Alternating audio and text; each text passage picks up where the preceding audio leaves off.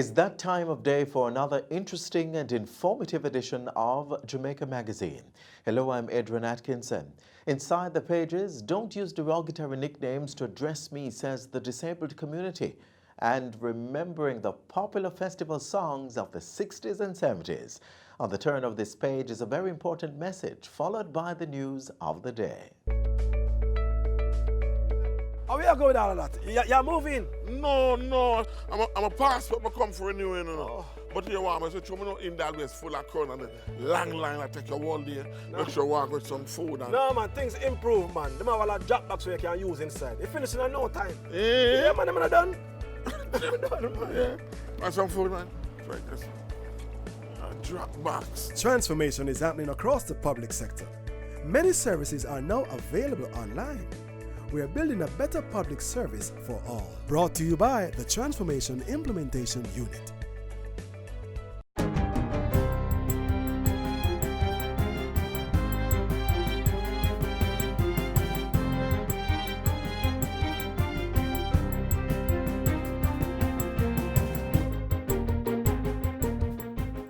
Good day, I'm Stephen McHugh, and this is your JIS News for Thursday, July 25. Cabinet has awarded a $1.2 billion contract to Astrom Building Systems Limited to carry out infrastructure works on Phase 4 of the Twickenham Park housing development in St. Catherine. Minister with oversight of the Information Ministry, Carl Samuda, says the project involves the construction of 110 two-bedroom single-storage duplex units. The company will also undertake supporting civil infrastructure works to include roadways, stormwater, drainage systems, potable water distribution systems, sewage network, emergency procurement, and other important aspects of the development. Minister Samuda made the announcement during Wednesday's post-cabinet press briefing at Jamaica House. He said the infrastructure work would be done over a 6-month period. The National Housing Trust is undertaking the development. 3 additional entertainment zones have been declared by the government. Culture and Entertainment Minister Olivia Grange says Waves Beach, Fort Clarence and Helsha in Portmore are the island's newest entertainment zones. They join Fort Rocky in Port Royal, which got the designation in October 2018.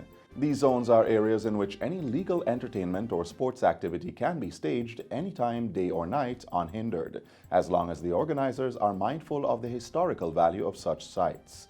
The entertainment zones are expected to neutralize the problem of noise nuisance in residential areas. In the meantime, Minister Grange says her ministry is implementing other initiatives to further develop the sector. We have developed a project in the Zozo community of Denham Town titled Social Inclusion through Entertainment, by which we have trained 45 youths in life skills, including bartending and events planning. Minister Grange was making her sectoral debate presentation on Tuesday. The government of Jamaica is making strides in the act of reparations for survivors of the Coral Gardens incident. Minister of Culture, Gender, Entertainment and Sport, Olivia Grange, says the Public Defender's Social Inquiry Report has now been submitted to the Administrator General. The report is crucial to the disbursement of the $30 million compensation, which has been placed in a trust fund for the survivors of the 1963 incident. We have, in the meantime, maintained contact with them and have worked very closely with the Rastafari Coral Gardens Benevolent Society to ensure that we take care of the elders. Minister Grange says temporary homes will also be secured for the elderly members of the Rastafari community.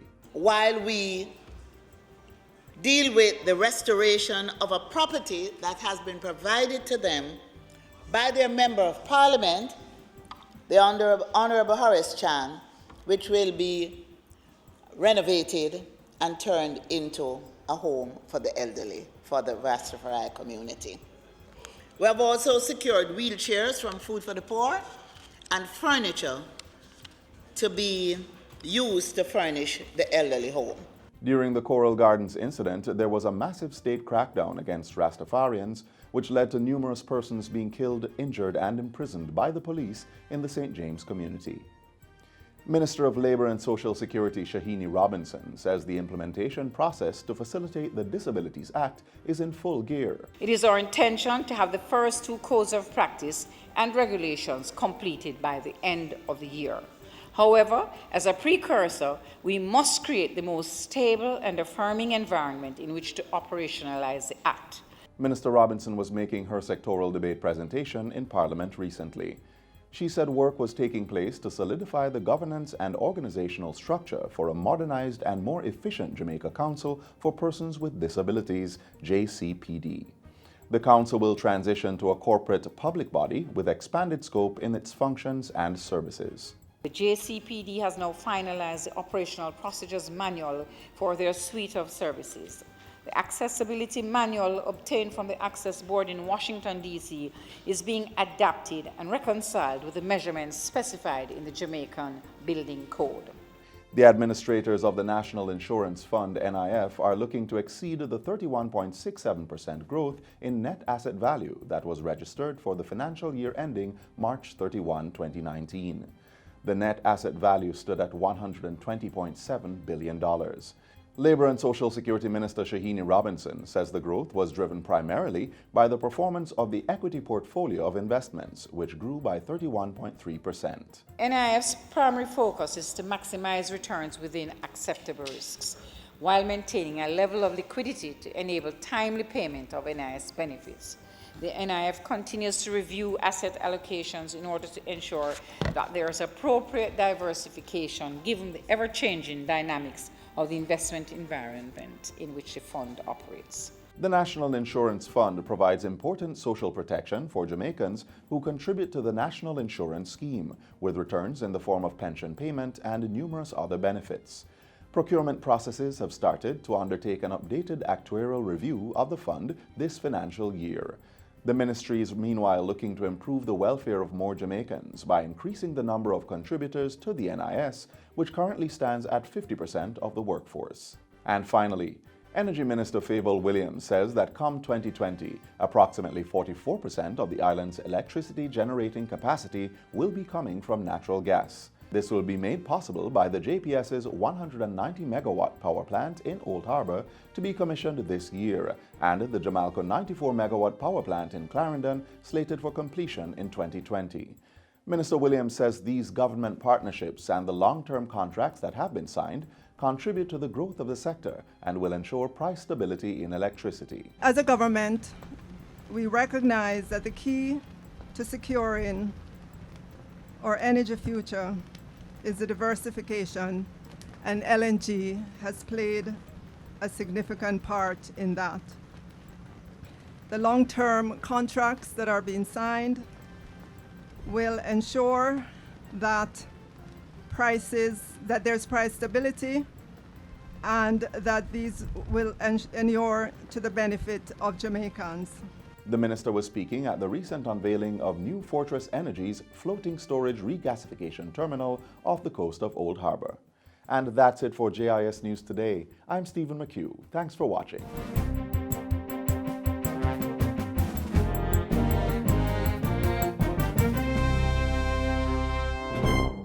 Are you a small to medium-sized tourism enterprise? Borrow up to $25 million at an interest rate of 5%. You can use the funding to develop and maintain your infrastructure, upgrade or increase your capacity, enhance and expand your attraction, tour or event, and purchase raw material. Call the Exim Bank and ask about the Tourism SMTE loan. Their numbers are 876-630-1400 or 876-618-5889. Tap into the over $3 billion earned yearly through tourism with a SMTE loan. When referring to members of the disabled community, the preferred way to do so is by each person's name. As you will learn in this feature, it's never polite to address them according to their disability. Call me Nefishiba.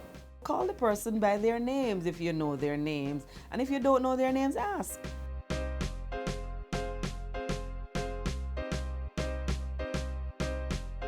I recall when I was growing up, disability was not a word. Most persons who had varying impairments, people used to call them, even today, I'll use this one. They call persons with one hand or 1 foot one-y. And they call persons who are deaf the D word, which I will not say. The Convention on the Rights of Persons with Disabilities and the Disabilities Act push forward, that you put the person first. So I know sometimes we love to say the disabled man. He is a man first and foremost. And so I know too that some members of the disability community, they don't mind, but if we want to be politically correct, just remember it's a person first.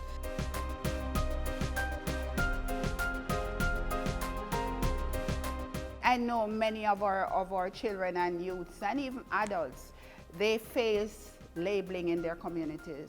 And one of the derogatory terms that people would use to describe them is that you're retard or you're retarded. And those are terms that, you know, emotionally, they hurt persons with intellectual disability because you're seeing the person with a condition and not the person. I am Hanaki. They are also referred to as handicapped. Don't call me that. Don't call me that. But we all know that what we refer to as a handicap is a barrier that you place. It can be a physical barrier, it can be an attitudinal barrier that you place on the person, you know, but the person is not a handicap. Anybody with a disability is a person first. And so you address the person. Do you, the tall person? No. You would call the person by him or her, by his or her name. So address the persons by their names. You might say that, but the person is deaf, I can't sign.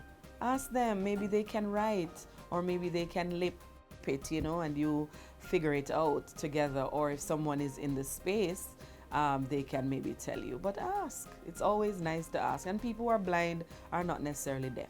So we do not need to shout and, you know, scream if it's a person who is blind. They can hear and they can speak. It's a challenge, but for most persons will find the term visually impaired acceptable. People have many ways of referring to persons who are blind, which, you know, we in the blind community will find quite derogatory, right? There are terms that people use, you know, sometimes, you know, the tease of the other children, for example, you know, referring to them as bat or blind bat, or blinky, or cast eye, or, you know, those terms obviously are not acceptable terms and are you know, not terms of endearment at all. I recently went to a function and the question was asked in the room, what do you think, what are the words that come to mind when you hear the word deaf? And everybody, you know, in the audience sought to say no hearing, discriminated against, and all those kinds of words. And the deaf person said, what about champion? What about an achiever? What about a motivator? What about those positive words that we refer to others in society as? People with disabilities are those too. And so if we begin there, no, you do not have to pay money to change an attitude. An attitude is a decision. And so if Jamaicans, out of understanding that people with disabilities are people and they have capabilities, abilities like everybody else, then I think that will be a humongous achievement, because it will then have a ripple effect on everything else that happens in society. We are just like you. We have the same needs, we do the same things. We work, we have families, we cook, we wash, we clean, we do all the same things. We are not different. It means that when you're thinking of persons who are blind or visually impaired, you know, think of us as, you know, your brother, your sister. The same things that you need, the same things that you want, respect, the need for autonomy, those are the same things that we want. I know a lot of persons might say, but but that is what they are. And I would say, no, that is not what they are. The disability might be part of their person, but they are not their disability. The disability is a condition. And so all the other derogatory words that are utilized, if we put ourselves in the position, recognizing that disability is no respecter of persons, whether class or socioeconomic status, color, disability has no bias. And so in these days when we have those beautiful roads and we drive on them at high speeds and we can end up in accidents, a disability is a second away.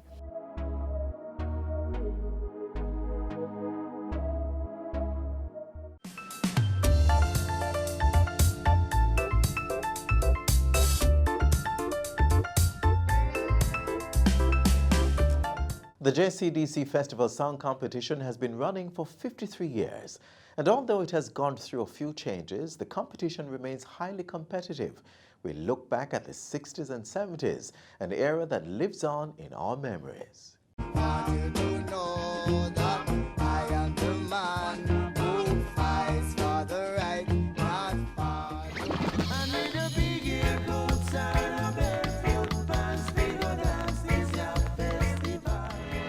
I'm a born Jamaican, I'm a son of the sun.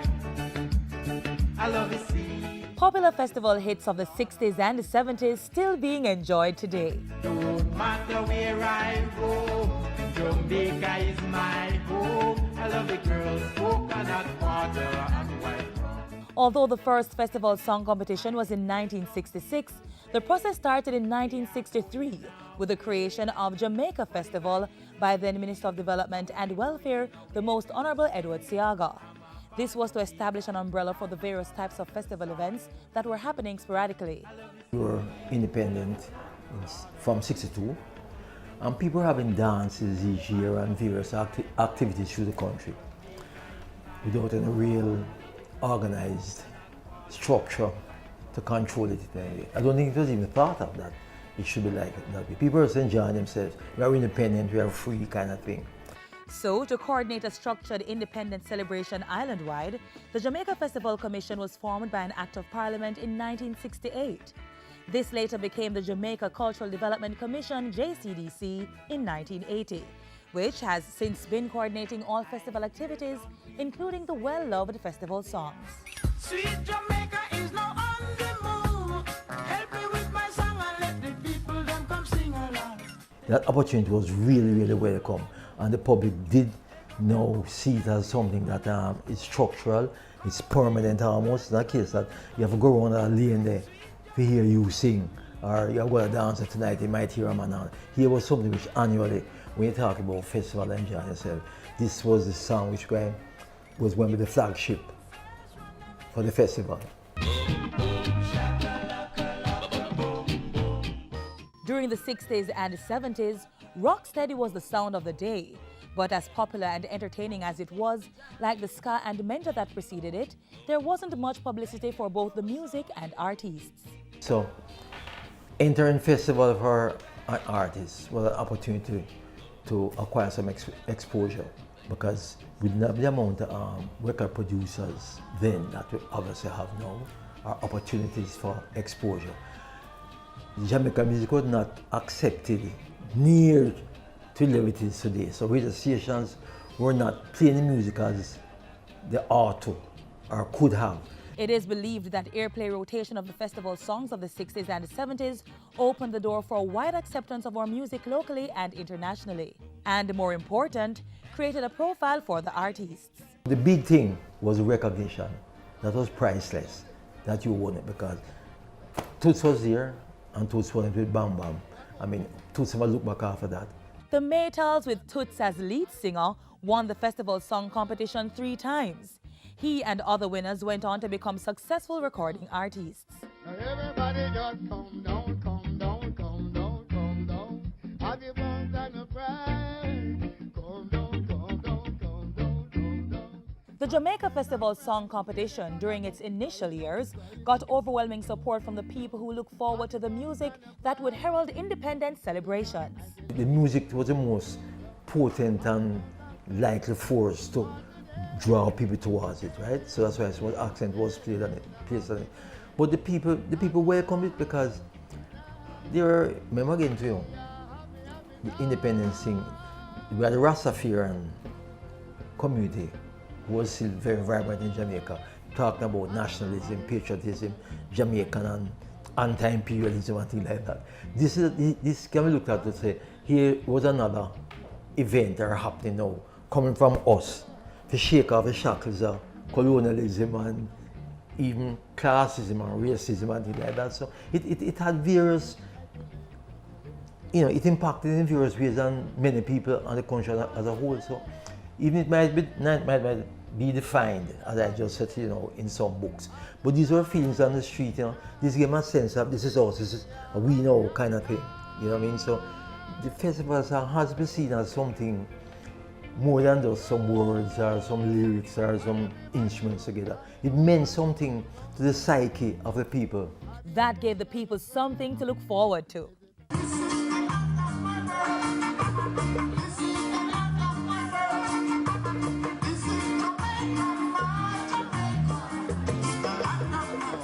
Normally from the moment the festival songs start, the whole thing start, you know. Yeah, listening go right down to the last, you know, because you want to see who are going to come out on top. Everybody was excited about the song, and we were always listening for the festival song, and then we tried to learn it so that we could sing it together. Festival is a feel-good time, and the music added an electrifying spirit among the people, causing a competitive vibe leading up to the announcement of the winning song, which was a big thing. Well, normally, you know, say Eric Donaldson and them, man, they was your top star in the car, you know, so them, man, they bring it. You understand me? So, you know, say then, you got bet to you know. So, whether you even win or lose, you don't mind it, you know, because, you know, say your star is still up on top.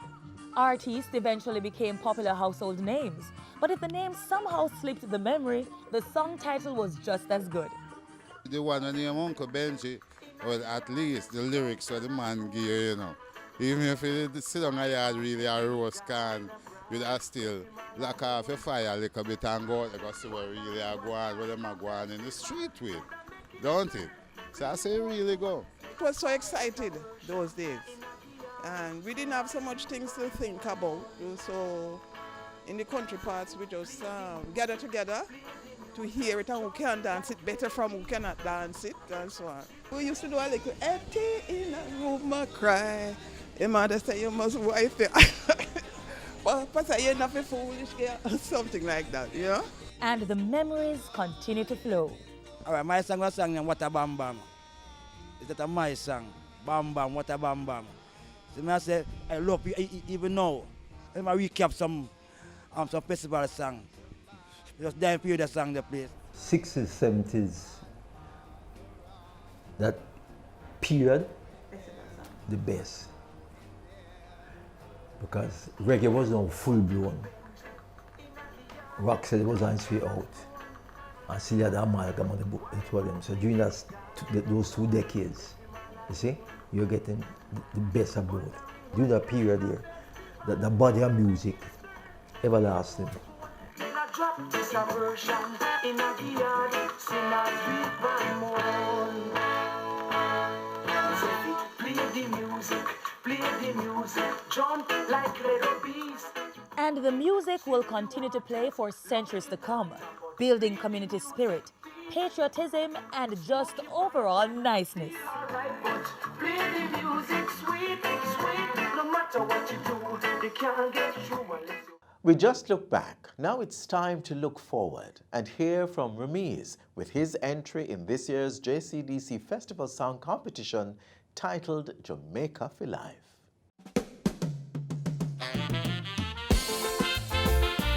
My Jamaica, my Jamaica.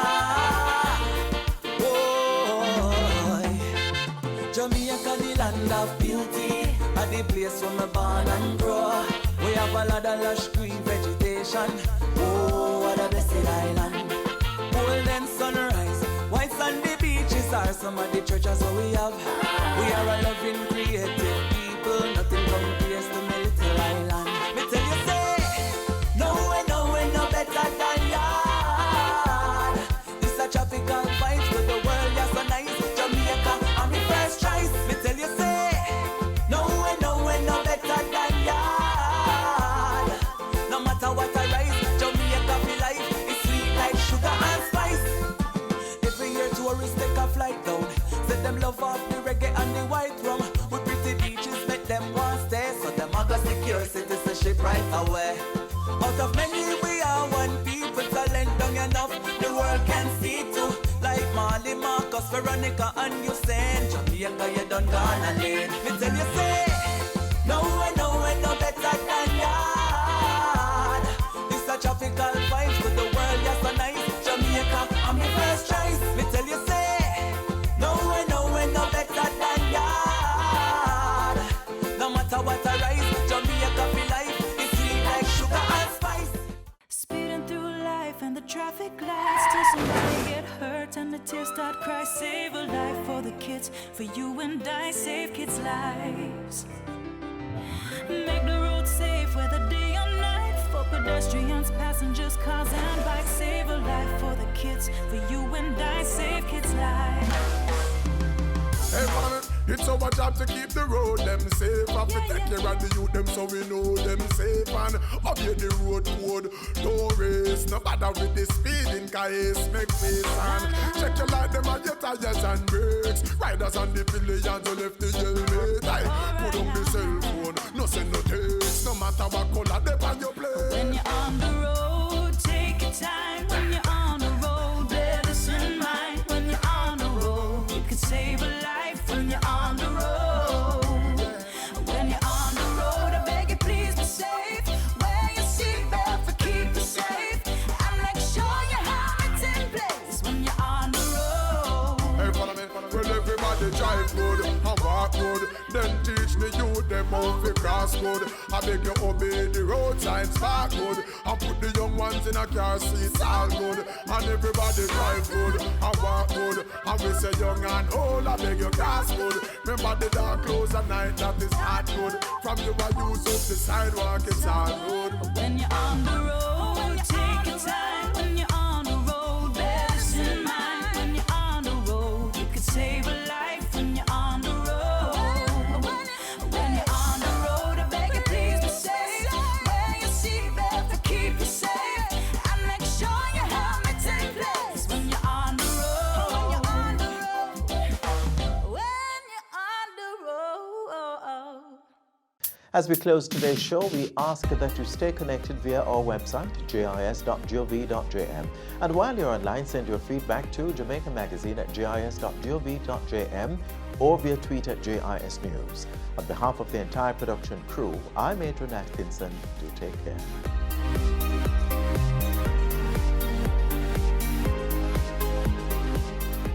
This has been a production of the Jamaica Information Service, the voice of Jamaica.